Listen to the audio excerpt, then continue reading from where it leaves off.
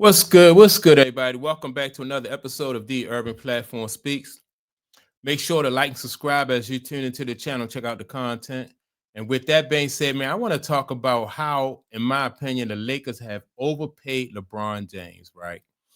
And the reason I say they overpaid LeBron James is I think that due to this load management, LeBron James has basically just extended his career without really giving the Lakers an opportunity to put or being the kind of player that could win a championship for the Lakers or even help put them in the position where as though they can compete for a championship. For like, in my opinion, like the last 5 years. Let me see. They won. All right, so the Lakers won the championship in 2020, right? And so in 2022, LeBron James signed a contract. Let me see. He re-signed his contract on a 2-year, $97 million. That was an extension, $97.1 million extension, and that was in 2020. That was in 2022. So I want to go back even further before that, because I think that this money that they gave LeBron James in 2022, in my opinion, I just think that was money that they could have put elsewhere. LeBron James has not really he's not affected winning. If you look at the Lakers now, they don't have LeBron James. Luka is out. And now you got this kid, Austin Reeves, tearing it up, 40-point game, then a 50-point game, and he's scoring and winning. That's, you know what I mean? Like, if he put up a 50-piece or a 40-piece and they lose, that's different. But he's putting up these points and they are winning without LeBron James and without Luka, right? So that just go to show that having LeBron James has been there, played with this kid longer than he has played with Luka. So that just goes to show that this guy, LeBron James, really has been suppressing him and holding him back. They had a situation, a couple other games where LeBron James and Anthony Davis wasn't there. And again, you saw the players on that team just step up and they won a couple of games without LeBron and Anthony Davis. So I think, man, LeBron James he was overpaid and really should give the Lakers back a refund. If you look at franchise ball players, like take for instance like Larry Bird. Larry Bird played 13 years in the NBA, and I was watching Dan Patrick, and they said, "Would you have rather had Larry Bird play for 16 years? You know, if he had managed like taking load management and stuff like that." And as cool as it was to watch Larry Bird play, I would have had to have said no, you know, because Larry Bird gave all he had within that 13 years, and that type of experience for fans was, you know, that's just something that you can't extend that and think you're going to get the same type of performance.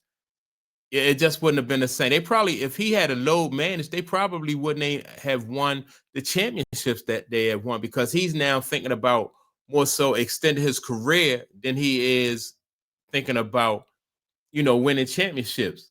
And that's the thing about when you know, to be a winner, a true winner, and you can see it with everybody else who won, like they leave everything on the court. They leave everything on the court. Let me see. Isaiah Thomas played 12 years. And so by the time Isaiah Thomas, you know, was finished with his career, it wasn't no question of Isaiah Thomas really, you know, did he leave everything on the court? You knew you got everything from Isaiah Thomas within his 12 years. In his 12 years, he won 2 championships. Michael Jordan played 15 years and won 6 championships. Now, Kobe did play 20 years. But in my opinion, like those last 4 years or so of Kobe was like, he was really basically a shadow of himself, right?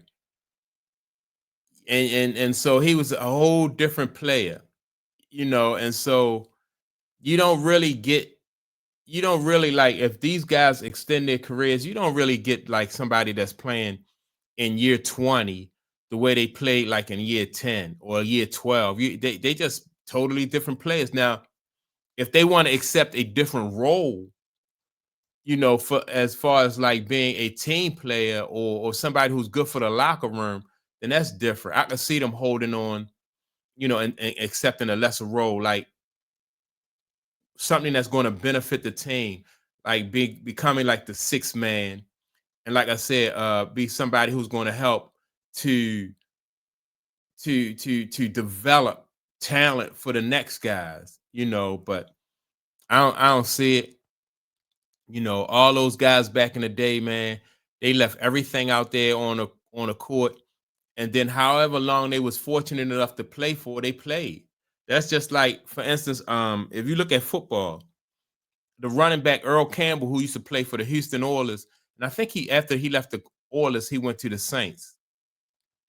If you go back and you look at some of Earl Campbell's runs, like I can't remember seeing another running back that ran as violently. You don't see, that ran as violent as Earl Campbell. This man, if you was a cornerback or a linebacker, that was a hard day's work to try to tackle Earl Campbell.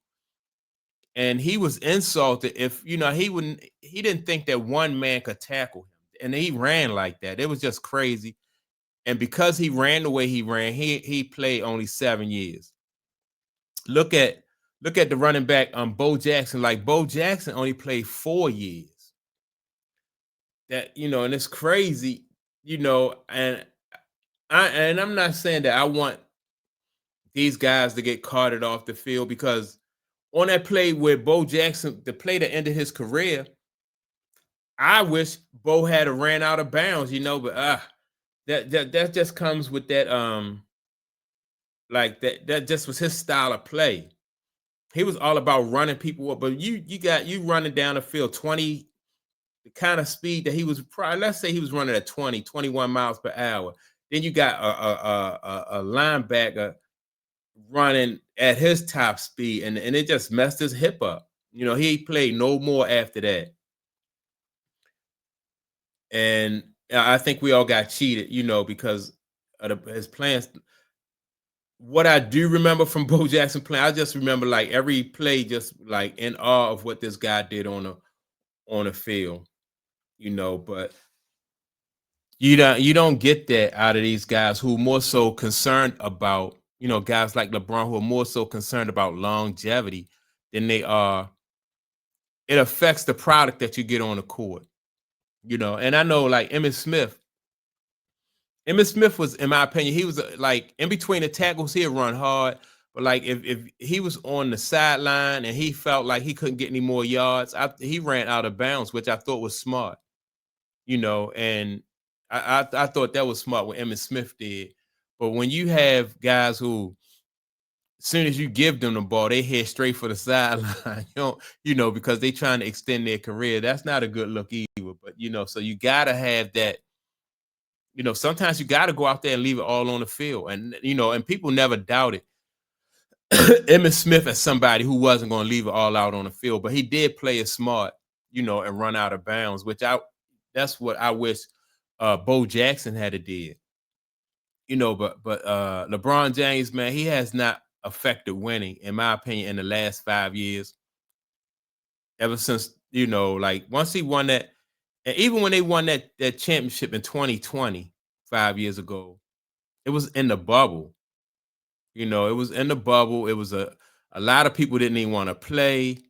Um, it was just an odd situation, but give him credit. He played, he won it.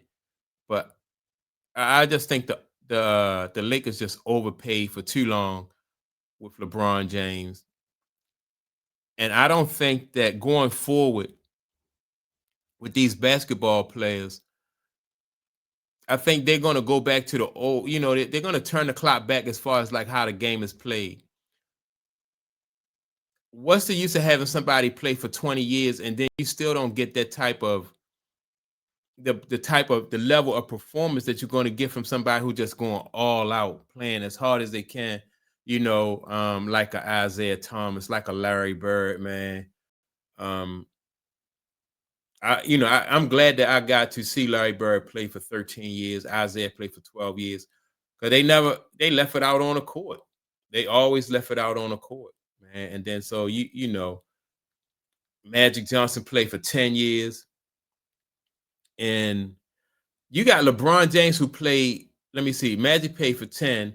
LeBron is in his 23rd year, so he got that's two NBA careers. He played twice as long as Magic. Um, almost twice as long as Bird. If he played one more year, well, what are he in his 23rd? A couple more years, he'll have Bird beat, two times what Bird played. That's two careers, And I know when people look at Kobe Bryant and they say, well, Kobe Bryant he had the number 8. Also, he had the number 24. And if you break those two careers up with Kobe Bryant, you say both of those, some people say that both of those careers, number 8 and number 24, can be, both of those are worthy of being a Hall of Fame career. But you can't say that about LeBron. Like if you break his career, you split it at year 12, maybe I think his first career, first half of his career, all right, you can give him a Hall of Fame type career. But the second half, I don't know, man. It would be close. It would be close. But that's my take on it, man. Y'all make sure to like and subscribe. Also, don't forget to leave a comment, and I'll check you all out in the next episode. Peace.